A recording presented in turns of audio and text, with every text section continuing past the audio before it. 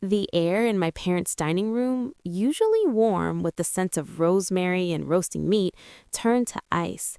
My mother's eyes, normally a soft brown, were chips of flint. "You'll never be invited again," she stated, her voice low and precise. "Not to anything. Family events, holidays, nothing. You're done." The sentence hung there, a guillotine blade waiting to drop. "Because I disagreed with you?" I asked, my own voice surprisingly steady. "Because you embarrassed us," she corrected coldly, "and you don't get second chances." From her armchair in the adjoining living room, my grandmother offered a single solemn nod of agreement. That nod was the seal on my exile. At 38 years old, I, Grace Evans, the perennial problem, the difficult middle child, had been officially and permanently banished from the family fold.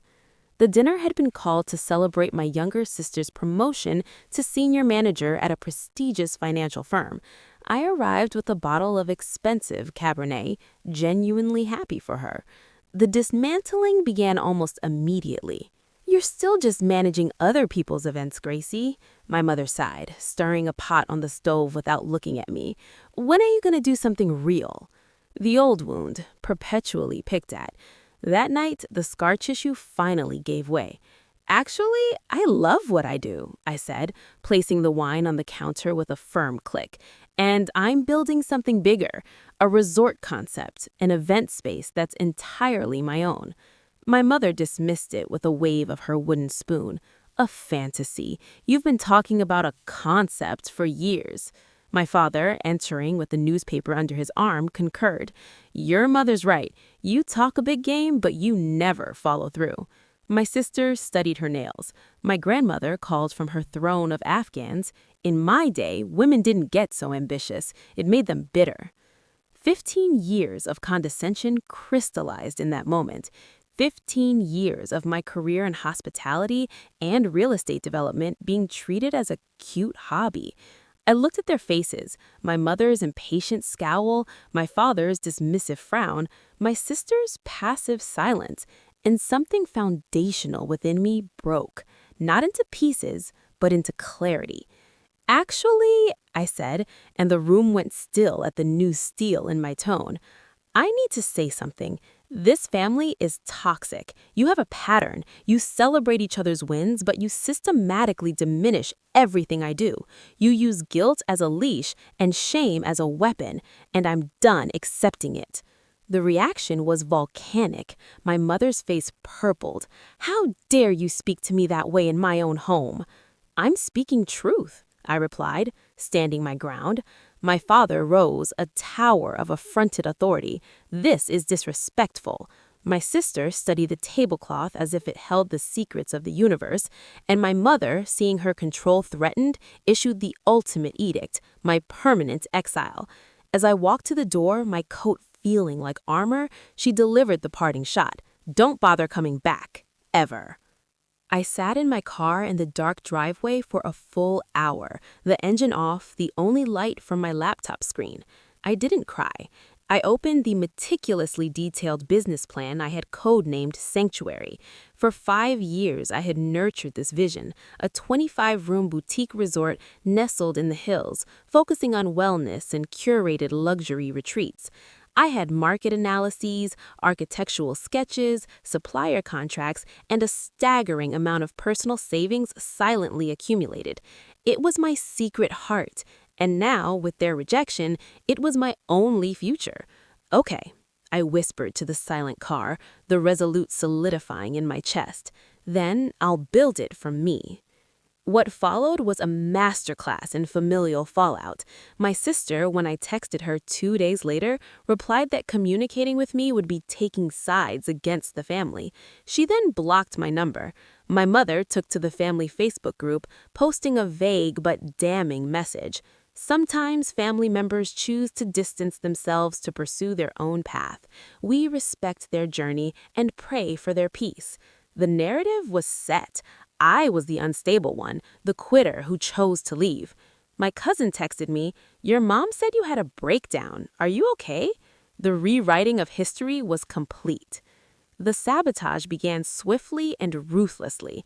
After years of saving, my business loan was finally approved. I found the perfect property, a struggling historic inn on a wooded plot just outside the city. It was my dream canvas.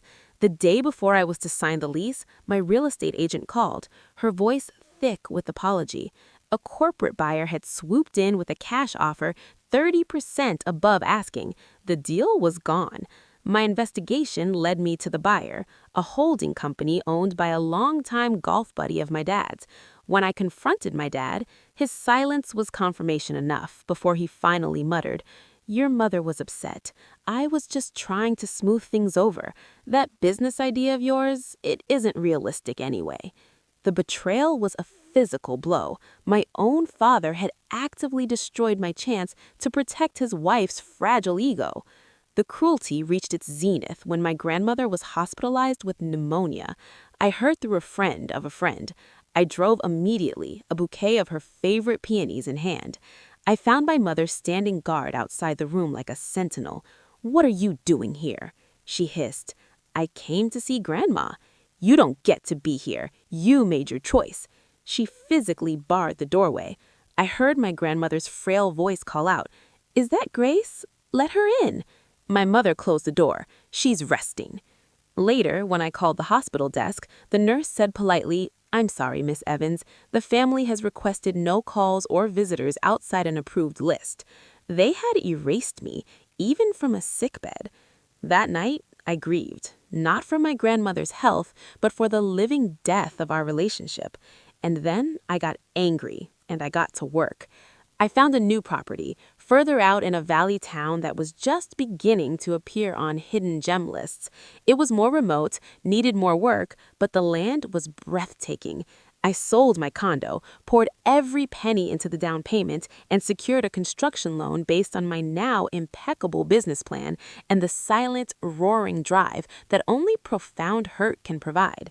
"Okay," I whispered to the silent car, the resolute solidifying in my chest. "Then I'll build it from me." Silent Spa opened to astonishing national praise. My family, convinced I was failing in silent obscurity, cemented their narrative. My mother told my aunt, "She's going through a phase. She'll come crawling back when reality hits." My father, at a country club dinner, chuckled. Grace's latest pie-in-the-sky idea fell through. Typical. They posted a Thanksgiving photo. Everyone smiling, MySpace conspicuously empty. The caption, "Family is everything." Then the magazine hit the stands. The cover featured a stunning shot of the Haven's infinity pool blending into the valley mist, and a smaller photo of me, confident and smiling, not in a trailer, but in the sun-drenched lobby. The headline, "From ground up to ground breaking, Grace Evans' Sanctuary." My father called, his voice strangling on shock. "Is this true? You built this?" "Yes," I said. My mother came on the line, bewildered. "Why didn't you tell us?" "You told me I'd never be invited anywhere again," I reminded her, my voice calm. "I believed you." For the grand opening, my guest list was a who's who of local influencers, travel writers, and investors. My family learned about it the way the rest of the world did, through social media posts of champagne toasts and glowing reviews. They were spectators to my triumph. The day after, my mother appeared at reception, looking small and unsure. "Congratulations," she managed. "This is beyond anything." My father shuffled in behind her. "We made mistakes. We should have supported you." I acknowledged their words with a nod. When my father tentatively asked if they could be part of this, I was ready. "You can be clients. You can book a stay at our standard rates." My mother cried then, but I held my boundary, fortified by years of their dismissal. I hugged her, a brief human moment, but I did not invite them back in. The Haven was a sensation, booked solid for a year. I opened a second location. My family, slowly and awkwardly, learned to approach me on my terms. They booked a weekend at the resort for my parents' anniversary. They paid. They followed the rules. Their ultimate rejection was the forge in which my life was finally and truly shaped. They told me I'd never be invited back into their world. They were right. I was too busy living in and ruling over the far more beautiful world I built for myself. And the profound, liberating peace I found was knowing I now hold the only invitation that matters, my own.